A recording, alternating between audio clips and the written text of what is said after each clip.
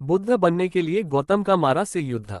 नमस्कार दोस्तों, आपका स्वागत है हमारी Buddha moral story in Hindi YouTube channel की एक और महत्वपूर्ण बुद्धा स्टोरी में। आज हम जानेंगे गौतम बुद्ध और मारा के युद्ध क्या है। बुद्ध और मारा का युद्ध बौद्ध साहित्य में एक गहरा प्रतीकात्मक प्रसंग है, जिसे मारा विजय कहा जाता है। ये वह क्षण है जब सिद्धार्थ गौतम ने बोधगया में पीपल वृक्ष बोधिवृक्ष के नीचे ध्यान करते हुए आत्मबोध ज्ञान प्राप्त किया। इस युद्ध में किसी बाहरी हथियार की नहीं, बल्कि आंतरिक शांति, ध्यान और सत्य की विजय होती है। मारा कौन था? मारा बौद्ध धर्म में मोह, भय और विकारों का प्रतीक है। उसे मृत्यु का देवता भी कहा जाता है, जो मनुष्य को सत्य से भटकाने और आत्मज्ञान से दूर रखने का प्रयास करता है। मारा 4 प्रकार का बताया गया है।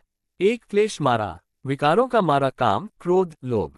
2 स्कंध मारा, पंचस्कंधों का मारा रूप, वेदना, संज्ञा, संस्कार, विज्ञान। 3 मृत्यु मारा, मृत्यु का भय। 4 देवपुत्र मारा, वह जो स्वयं इंद्र की तरह दिखता है और बुद्ध को भ्रमित करता है। बुद्ध और मारा का युद्ध। कहानी सारांश। जब सिद्धार्थ गौतम बोधिवृक्ष के नीचे बैठे थे और यह प्रतिज्ञा ली कि जब तक मैं सत्य को नहीं जान लेता, मैं यहां से नहीं उठूंगा, तब मारा ने उन्हें रोकने का प्रयास किया। मारा ने ये प्रयास किए।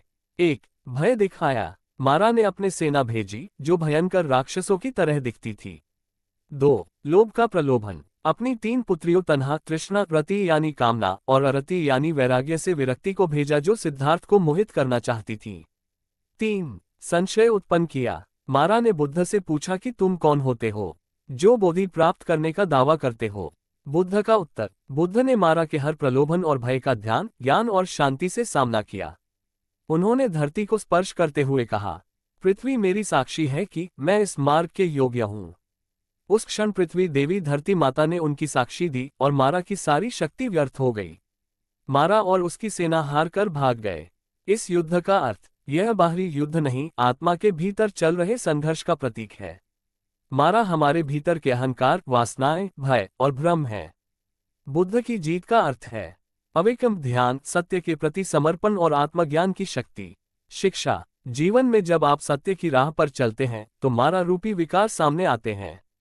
अगर आप डटे रहें तो अंत में ध्यान, विवेक और शांति की विजय होती है। दोस्तों, आज की यह ज्ञानवर्धक बातें आपको कैसी लगी और इससे आपको और क्या सीखने को मिला, कृपया ये भी हमें कमेंट करके बताएं।